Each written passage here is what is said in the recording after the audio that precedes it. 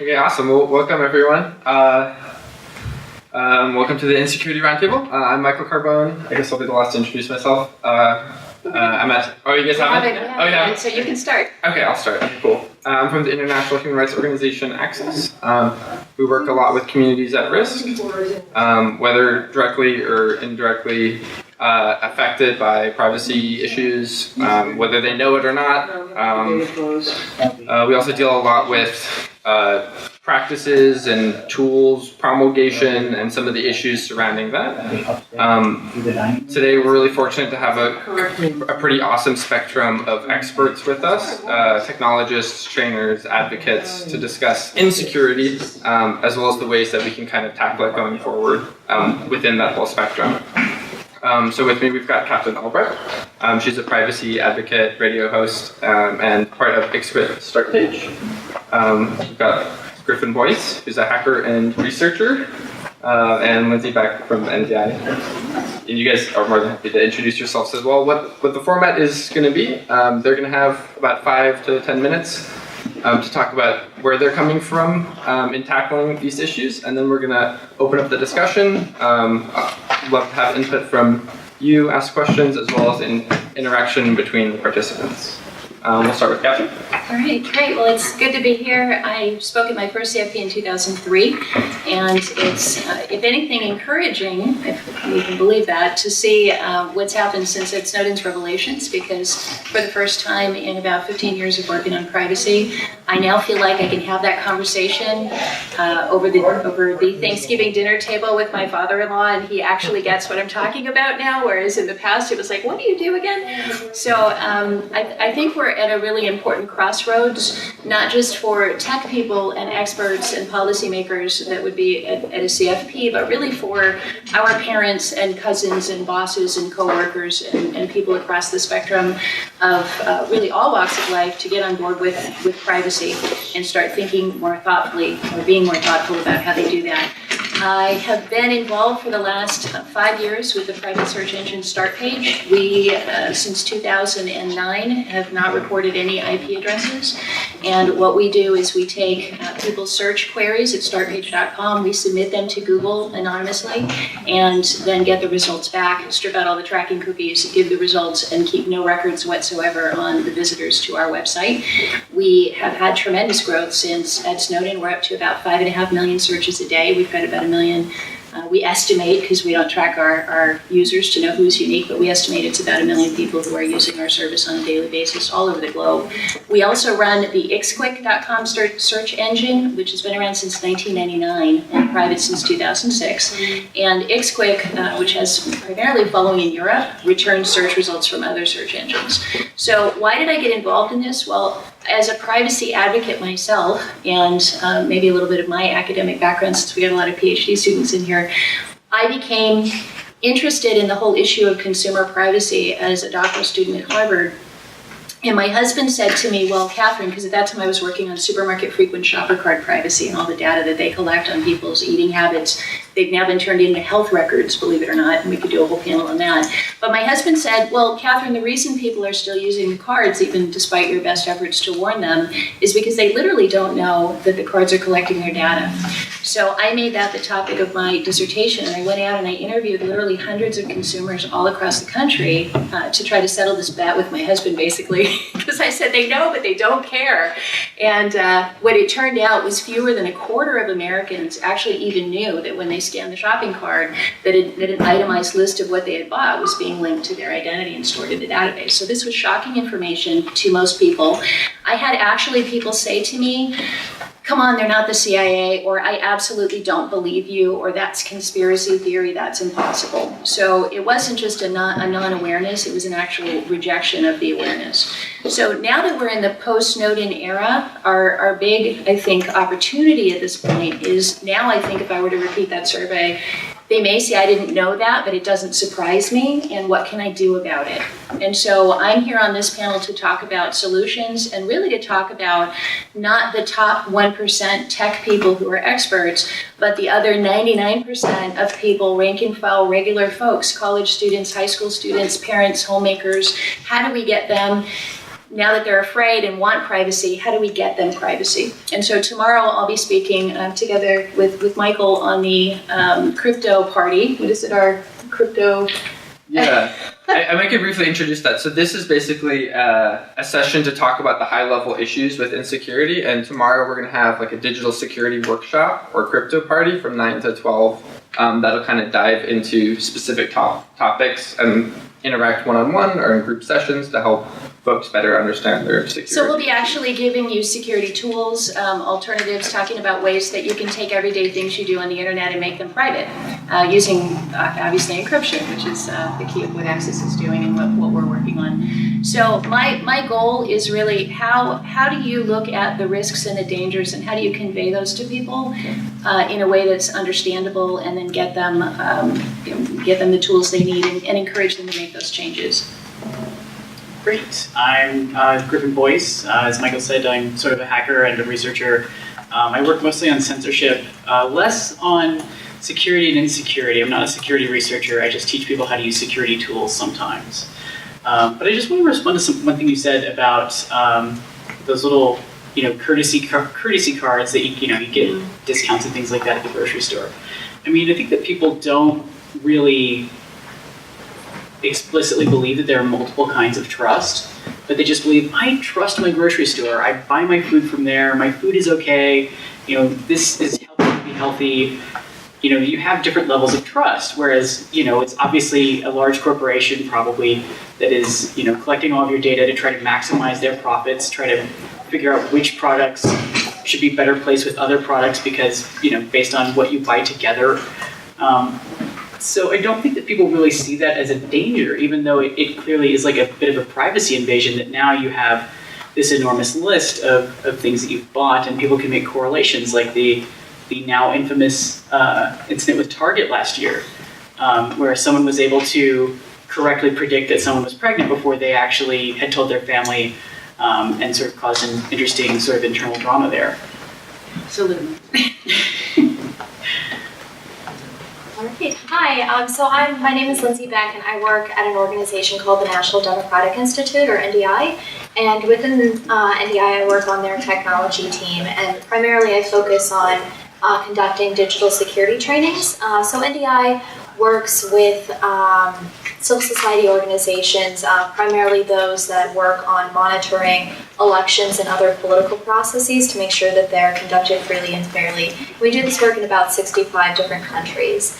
And increasingly, this is work, unfortunately, that is not always welcomed in many countries. And so there is a very, very much rapidly growing need to train these organizations about ways to keep themselves and to keep their data safe and the work that they're doing.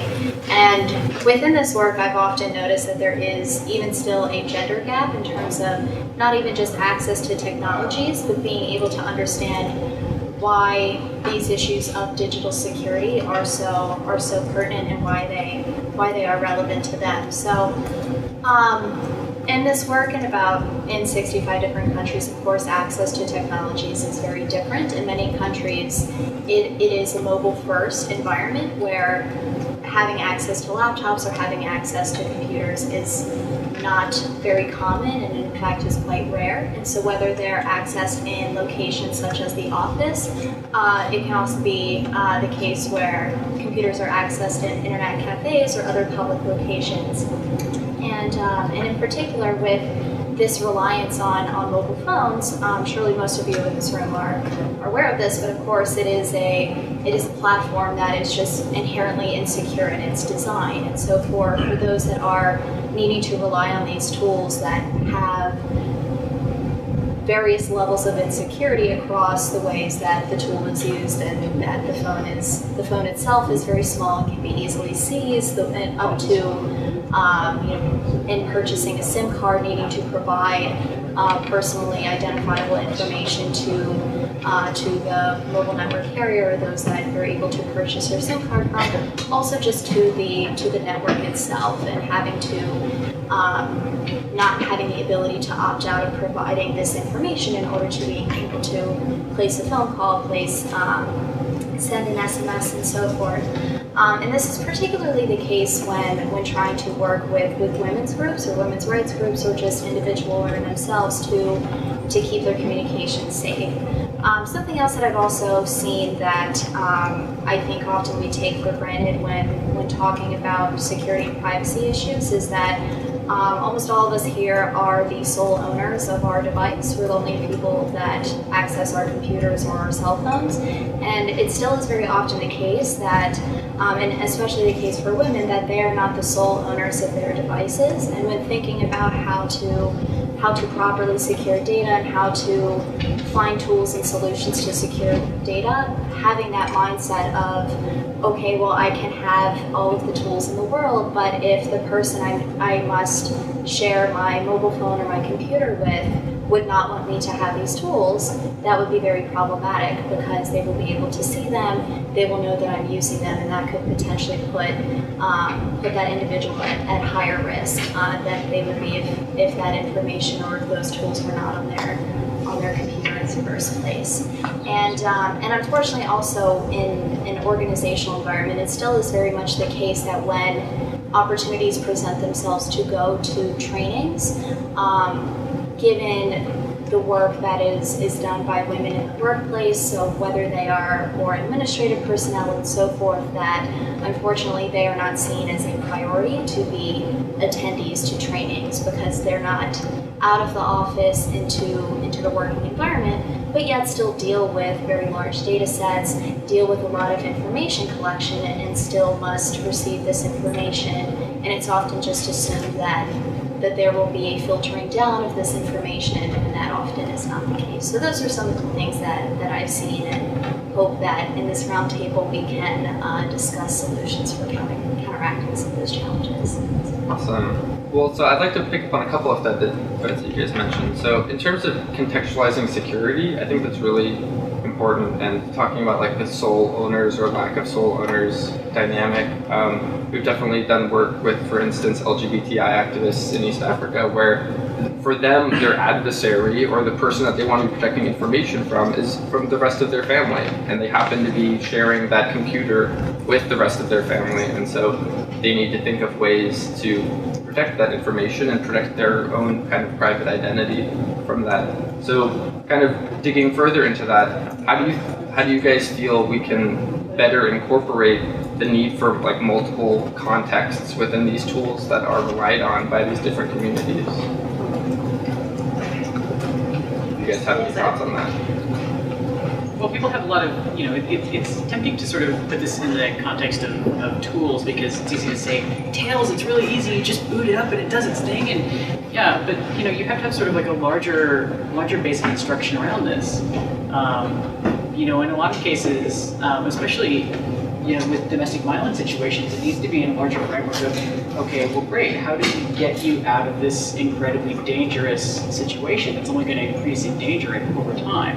Like, Tails is only going to be a stopgap for that. But in a place like Uganda, like gay rights activists have a really long, possibly decades-length struggle ahead of them. So in their case, it's a little more about long-term strategies, operational security, this concept of them versus the government, as opposed to them versus a partner or them versus their siblings or something like that. And what about in contexts where, let's say, in the U.S., Katrherine, a lot of Start Page's work is kind of within like post-Snowden, trying to have more advocacy on using privacy-aware search engines. What type of communities do you see most drawn towards Start Page, and do you think that Start Page is contextualized for enough communities? Or Well, this is interesting because as you can see from the coffee mugs, we have a new product called StartMail, and what we looked at was your search engine records stemming back 10, 15 years. For many people, 5, 10, 50 times a day, you're going in and logging on your most intimate thoughts into a search engine. So we were looking more at like the NSA type of access, the backdoors that have been built in that Ed Snowden revealed to us, that those records are kept and those records are accessible to the government. So that's a real issue. But then we got to thinking, what about your communications with other people. And the primary way in which people are communicating over distances right now is by phone and by email or by texting. But email is still a pretty major way that lots of attachments get sent and information gets transmitted through the internet. And most people, talking about user groups, they're using what they were given in high school, which was a Google account. So Google has been very brilliant, I think, in getting into the schools and conditioning people and getting in with the computer manufacturers, really, and the software drivers and all of that. Pretty much any program you have, from Firefox to Windows to etc., is going to have Google Access somewhere on it. And so people are used to seeing that as a homepage in the library. They're used to seeing it as a homepage in their offices. And so really, I think it's helping people to realize that there's not just one default choice. And when we started thinking about email, speaking about activism, I was really concerned a couple of years ago when it emerged that Google's Gmail system had been hacked in China. And we have reason to believe that it may have actually been the Chinese military that was able to hack into there. They used some pretexting and some very creative methods to get in there. But when they did get in, what did they want to get a hold of? They wanted to get a hold of activist email. And for all we know, people were rounded up and imprisoned because of the information that they got. So we really wanted to create a form of email that is not accessible to anybody except to the people using it. And of course, that's PGP encryption. And back in 2001, my wonderful husband, he's a 2600 hacker from way back, he got me set me up with PGP. And it took me about 2 months back in 2001 to actually figure out how to use it comfortably. And then when I did, I was like, yes, I have PGP, I'm so cool. And then I started reaching out to other people going, let's use this. And I couldn't get a single other person to do it. So we're trying to change that to get it to the point where with StartMail, you literally can log into an account so it doesn't have the insecurity. And this panel came about because we were talking about client-server encryption and which is better and which is worse. And it's really a matter of what you're trying to do. Griffin was arguing for client encryption. I was arguing for server-side encryption. We can talk about that. But if your threat model is my family member going to get on the one home computer and look at what I'm doing, then obviously being able to log into a StartMail, which manages all of your encryption for you, is a much safer approach to doing that. If your threat model, on the other hand, is I'm worried about the NSA, then you probably don't want JavaScript-based encryption, browser-based encryption, or server-based encryption. You probably want to be managing with GPG and doing the encryption yourself on your own device. So there's lots of ways that you can look at how to handle it, and I think it really is a matter of what your threat model is. So we did have a little bit of a disagreement on this. There's multiple variables to this. Like, one is that if you lose physical access to your device and you're using client-side encryption, whether that's Mailvelope in your browser, or whether that's Enigmail in Thunderbird, or whether you're using just GPG4Win and manually copying and pasting it over, like, if you lose physical access to the device, you're screwed. On the other hand, if we could take this as in the context of the Hushmail problem. Hushmail receives a request. Okay, disable all internal encryption for this set of users, which they did in 2007, and they were like, sure, I don't have a problem with that. Let's do it. And so the users had no idea, because the encryption is not transparent to them. It's not obvious to them. There's no way for them to verify that it is actually encrypted, because it's just basically like thumbs up, thumbs down. Is encrypted, is not encrypted, and they have no way to know or to verify that this encryption is actually going on.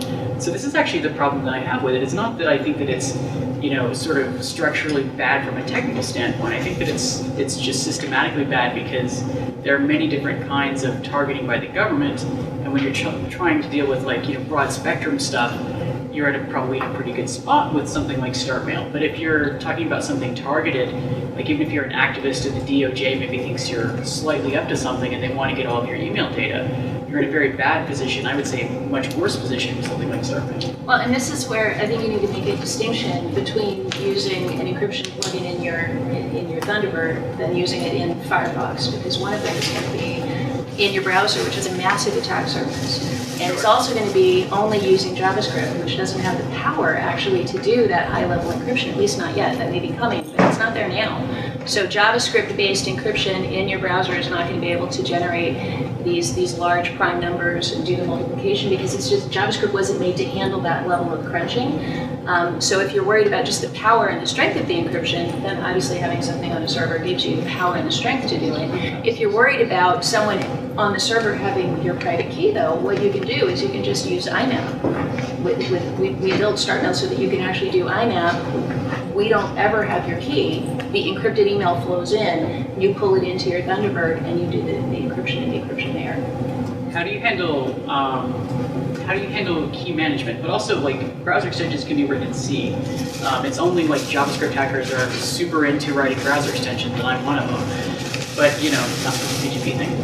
But they can be written in C. It's just very few people take on this sort of large task. Well, we're not doing anything that you can do on your client. You would be using your Enigmail, your GPG, your Windows program. So you would be using a separate program. We would just be handling the encrypted messages and handing them to you. So I guess one thing to highlight with that is like, how do you bridge that gap between having to install all of these things and get them set up? So just to provide one example, just last week, at the end of last week, Google announced that they're building a Chrome extension called End-to-End, which is an open source implementation of PGP in the Chrome browser to try to do what Mailvolop has been attempting to do, but obviously Mailvolop was trying to target Gmail users, but if you don't have the cooperation of Google, then that's a pretty difficult process to be kind of injecting security into a webmail client. So to the extent that that helps bridge that gap, that might be useful, but then there's also still the issues of trust that you guys have mentioned. Yeah, and also with that, and it's, I mean, certainly with, and the points that you guys have brought up in terms of contextualizing security, what are my needs based on my unique situation, plus also actually understanding what's happening. It is, certainly it is very pretty to have an interface that doesn't have a whole lot going on, but at the same time, it's just very, very straightforward and very easy for those with basic levels of how to use tools. But at the same time, what then is lost is for the ability for users to actually understand what's happening and being able to make informed decisions based on what they're seeing. And when there are those situations where a user's not informed, either through the visual interface or through some other mechanism, that there's a change in their system, and even seeing this, outside of sending, encrypted emails, but even, looking into a browser and seeing, a certificate error. I mean, it's, based on what they're seeing there. I mean, most users, in fact, almost all, just click through those warnings, even though those warnings could be very serious issues, and users just want to go about what they're doing, and will just click through those things. And so I think there's still more work to be done about prioritizing when you're receiving a warning, about what that looks like, and being able to find a way without requiring so much additional knowledge on the end of the user to understand what's happening, but at the same time being to prioritize and say, no, this is a very serious issue, and we will not continue serving your web traffic to this particular server, versus, oh, this just looks like it's a self-signed certificate, so you can continue to go forth and do whatever. And so I think certainly there's still some work to be done on that as well. So my fantasy is a privacy browser that you can set, beginner, just total privacy, medium privacy, alert me, don't alert me, that just screams bloody murder if you're about to do something that maybe you shouldn't do, or that I could set up for my aunt, for example, that would just simply not permit the click-through of something they absolutely know is a bad idea. This is actually an ongoing project out of Italy with the Hermes Digital Privacy Center. Fabio Piangersanti is working on this. Sadly, the working title has always been one browser, because we're all hackers in our 20s and YOLO. But I mean, this is like a serious thing. Like, whenever you set something up in Windows, frequently it has the basic settings of medium security, high security, low security, and I hate to even compliment Microsoft in any way, but you really need that. Yeah. Setting all of these different settings in Firefox, there's no real easily accessible guide for what you want, don't want, how to set these things. So most people just don't bother. Well, and what if like the privacy window was instead a separate Tor browser instance or something that got popped up? Yes. Like actually implementing the things that the user expects when they, click that button. And we actually built something sort of like that into StartPage, where in your search results you can actually click to view the page through a proxy. Yeah. So if you get a page of 20 search results, and I was diagnosed with breast cancer in 2011, and up until then, StartPage was really just a theoretical, isn't it cool that we're giving people privacy? But at that point it was like hardcore, wow, I'm really glad I have this tool. And I was able to search for where to get a mammogram and what else it could be, and lumps and all kinds of things without really being tracked by Google and being served ads for cancer treatments. And I was able to do that I would just go in and search breast cancer, and I'd get the National Institutes of Health and all these other places, and I would click view with Ixquick proxy. And what happens at that point, we would just load the page onto the StartPage servers and then serve it to you through SSL encryption privately. So the website would only know that StartPage, someone at StartPage out of our 1 million users had loaded that information, but wouldn't know who it was. So just one last, I guess, topic before we open it up to questions. There's been a lot of mention of SSL and HTTPS. Obviously, in the title of this roundtable is the mention of Heartbleed. So I'd love to hear your guys' thoughts on the way that, the default protocols that we rely on, what insecurity lies in them, how are there ways that we can protect ourselves, given that trusting just one thing for our security may be insufficient. We'll put an ouch moment. Go Yeah, ahead. so I was gonna say, I think Finding out about Heartbleed. Yeah, I mean, there's definitely a lot of steps that could be taken, but I would say one thing that I would say that there were mixed results for in terms of all of the entities that were affected by Heartbleed in particular was the user notification about this threat, and then what to do to fix the problem. So I would say, even just for me as a user, and I knew that this happened, and change passwords, all that jazz. But in terms of me receiving notifications of all of the companies, mixed results. Yeah. And for those that did notify me, they just said, hey, there's this issue, you may want to change your password. Not actually directing someone to a link when you were to log in the next time, requiring you to actually change your password to go forward. Things like that I think would be huge improvements for big companies that are impacted by these things, that do have a ton of user data on their services, and really can be responsible, and when those issues come up, to be able to react in a timely fashion and mitigate the impact of something like that as best as possible. Yeah, strangely, I think that the company that I use that handled this the best was Tumblr. Mm-hmm. They said, whenever I tried to log in, they say, hey, we had this issue, you're not allowed to log in with this password anymore. You must go through this process, reset your password. If you're using a different email than you signed up with, and you no longer have access to the old one, send us a support ticket.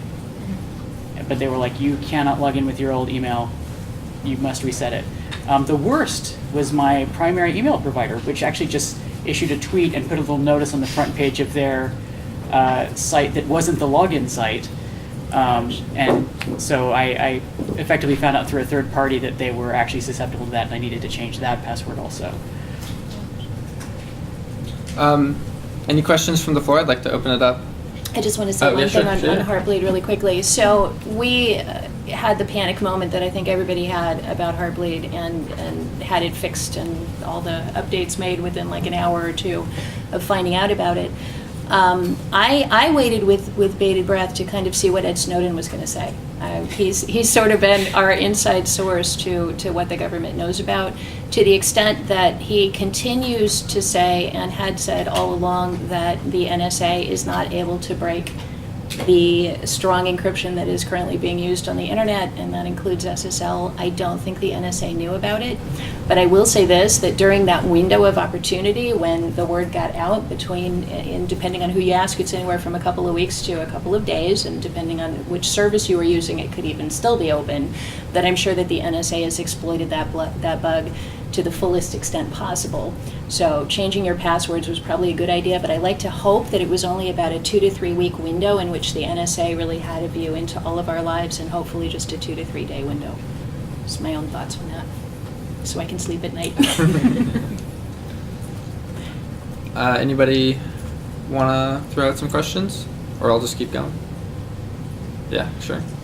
You guys talked a lot about messaging, and I was wondering if you have thoughts on alternative messaging models. The one I'm a little familiar with, I've played with, is BitMessage, where messages are sort of distributed peer-to-peer, or stored peer-to-peer in a Bitcoin-like timeline, fully encrypted.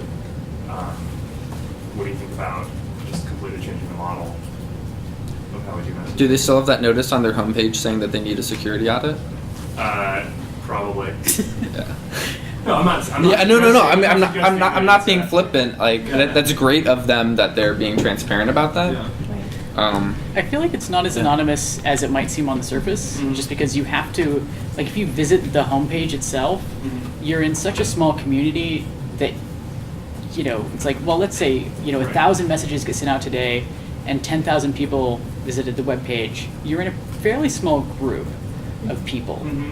So you should honestly be using something like Tor to even access this in the first place. And actually, the Tor dev list and the Tor talk list both get tons of messages from BitMessage, hopefully, and they're using it through that service. Yeah, and even with these new tools, and something that's also come up with here is, you know, they're only as useful as they are for your community or those that you would want to communicate with that are buying into that. So, like, for example, with PGP, to your example, Katrherine, that's great that you have that set up and you know it, but if the people you want to communicate with don't know about these tools and don't know how to use them, you know, you can send very secure messages to yourself, but that's kind of it. So that is still something to think about with those approaches, is getting that large enough community to more effectively facilitate that communication.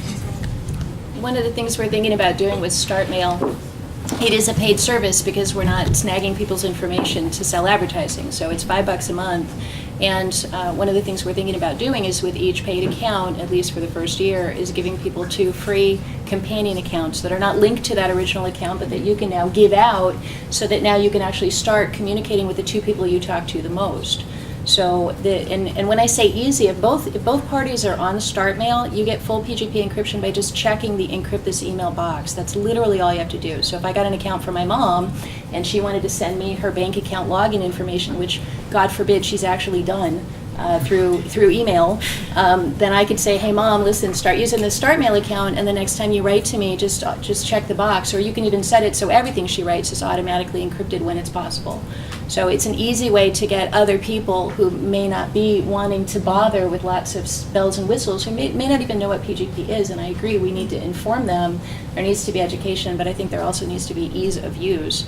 And so this idea of spreading things. So if anybody out there is developing software, please consider that model of buy 1, get 2 free, so that we can kind of exponentially grow what we're doing.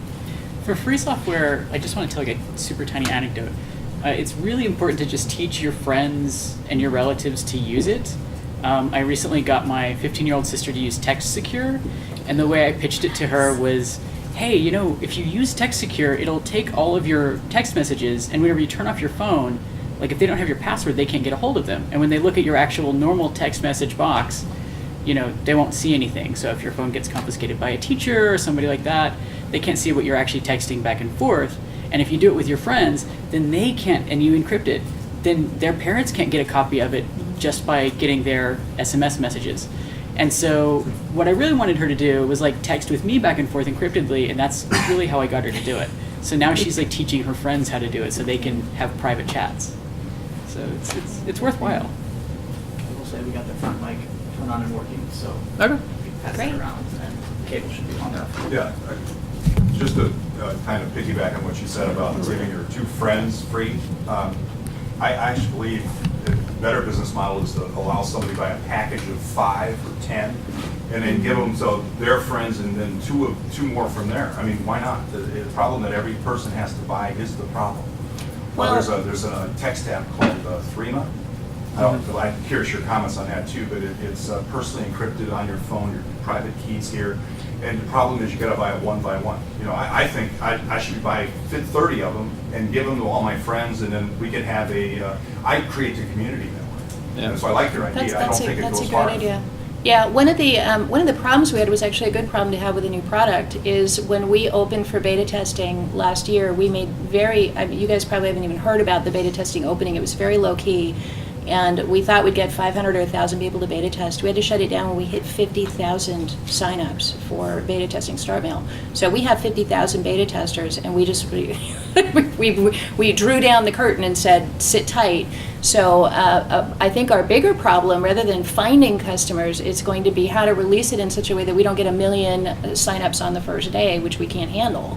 So we're really, at this point, it's beta testers, and then it's people who've pre-enrolled or signed up at StartMail.com. By the way, everybody at CFP qualifies for a free StartMail account. That was part of they sent me here to help do that. So if you'd like to get a StartMail account, just talk to me or one of the other 2 people that we're with, and we'll be giving those out tomorrow at the crypto party session from 9 to noon. So you're welcome to kick the tires, test it out, see what you think. Yeah. I'm working on a column about TLS encryption, which seems, my name's Rob Figueroa, I call him Forgotten Tech, I want to critique my work, obviously, which on the one hand seems like a great thing. Your email is no longer in postcard form, going in transit. But on the other hand, how do you rank email providers' notifications to their users that, hey, we offer this? B, how likely am I to look foolish and too trusting should some horrible vulnerability be discovered in this 2 years from now? I mean, that's a great question. Also, just last week, Google released a transparency report on email encryption, basically calling out competitors for not implementing TLS because this is a non-transparent encryption mechanism that your Comcasts, could care, or your AOLs could. To use SSLtools.net, but I don't know if that may be. Yeah, no, for sure. I'd love to hear folks' thoughts on that as well. If you're going to have a service and you want to be taken seriously, if it's something you're either having people's data or you're accepting money for this service, you need to have, like, at bare minimum TLS 1.2. Like, you need to have, like, the basically a very solid SSL certificate. And if you don't, then there's serious concerns about your credibility just as a service provider in general. It's really kind of amazing that we're almost 20 years into this and we're still having to be like, hey, get a certificate, And how do you push that on a company or a service provider to implement that? Obviously, they haven't cared for the last 20 years. What's going to be? I won't use any company that doesn't use an SSL certificate, and I will never recommend one that doesn't use an SSL certificate. Like, there's no point in it. It's like, you can layer other things on top of it. You can use it through Tor. You can use it over VPN. You can do whatever you want to with it. But the bottom line is that they don't care about your privacy. So don't give them your business, and don't give them your time, and don't put your trust in them. So you should give them a little badge that says "doesn't care about privacy." Like a little sticky note that says "you suck." Yeah. Smiley face. Wouldn't it be cool if we had like a ranking, like the Underwriters Laboratory for website encryption? Because we just in preparing for coming here, we had a team of 3 people looking through all of the email services that promise privacy, and we got so bogged down after we hit like 60 of them that we said there's no way that we can even evaluate these or even put them in a table and say what their services are that they're offering. So I would love to see something that said, this site is approved, privacy approved, encryption approved, somebody's actually looked at it and audited it. And we do that with StartPage and Ixquick. We actually are third party audited by Europres, which is we have their highest rating possible with Europres, and Certified Secure audits us as well. So they go into the code and look at every last piece of it. We plan to do the same thing with StartMail. The people building it are actually security auditors in part, so a lot of that's there. But how do we prove that? Other than white papers and other than somebody's got to come in and actually look and say they're doing what they say they're doing, and what they say they're doing is the right thing to do. I also think it would be interesting. Sorry, James. So I also think that it would be helpful because there is a lot of onus on users to understand what these things are, and I wish that, and I don't know what the body would be, whether it's an FCC or someone else, or FTC rather, or someone else to actually say, to have this standard and say, it's been 20 years. There's no reason why this can't just be a default at this point and actually penalize companies, because it is, and even not just at the login, but throughout the entire session and things like that, where often there are those drop-offs, because it has the potential to carry so much personal data that could be inadvertently leaked, and so it should just be a default at this point, and there should be more regulation about making sure that that's in place to operate as a business. Sorry. I was going to say, there is a framework for that, actually, the Open Integrity Index. They have the indicators, they have the interface, they have the JavaScript thing you can put on your website to say you remember. Yeah. They don't, it looks like, and I haven't talked to them recently about this, have funding or people pushing content into their site. They have a thing for Gmail. It has no cited sources for giving them any level of security or insecurity. So people should work with them if they're really interested in doing this kind of work. It's a well-vetted, a lot of really awesome people worked on it. But it's just kind of sitting there waiting for people like you who are doing this research and need a place to put it. That'd be great. That would be great. And just getting people used to looking for that symbol. Looking, how are they managing my data on this website? Well, I don't see the symbol. Maybe I ought to email them, hey, why put some pressure on them. And you guys at Access are doing fabulous work in that regard. And Reset the Net, I think, was a great initiative. The anti-SOPA and PIPA push that was on all the websites. If we can start using that power that we've amassed, that social power, to start really shaming these companies, or at least encouraging people to do the right thing, I think it'd be a big movement. And I think also, especially in making sure that, because I think it's been really impressive to see this push, and certainly there is a lot of power in citizens to say, no, I will opt out of using this business. But also, I think that there should be more work on penalizing companies that do offer false promises of security. Like for me, I thought it was huge that that there was a decision with FTC penalizing Snapchat and saying that they offered, the snake oil security, where your images will actually be deleted when in reality they weren't. And so things like that they also feel the pressure in that direction as well. And I think that's important, that there should be more work done on that. Yeah, and I think we're highlighting both the need for actual regulatory frameworks and then also kind of crowdsourced bottom-up frameworks. And I definitely think there's an interesting opportunity where companies that are very interested in getting recognition for privacy start utilizing and promoting, crowdsourced rating systems, etc., and that in turn will drive further traffic to OII and hopefully further promotion. So I think you guys should talk more. Yeah. Something comes to mind while you discuss all this. When I think about safety, we want to buy products that are safe, and there are things, there are organizations say, this toy is safe.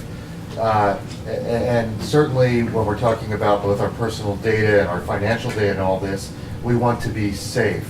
So I don't know the history of organizations like Underwriters Laboratory, or I think the Canadian one is CSL, but that's, is that possibly a good model? I don't think you can sell an electrical appliance if you don't have a UL stamp on it. Right. Nowadays, you're right. How can you have, all this trafficking in data without some sort of similar thing that says, yeah, this has met these standards and has been tested, or whatever?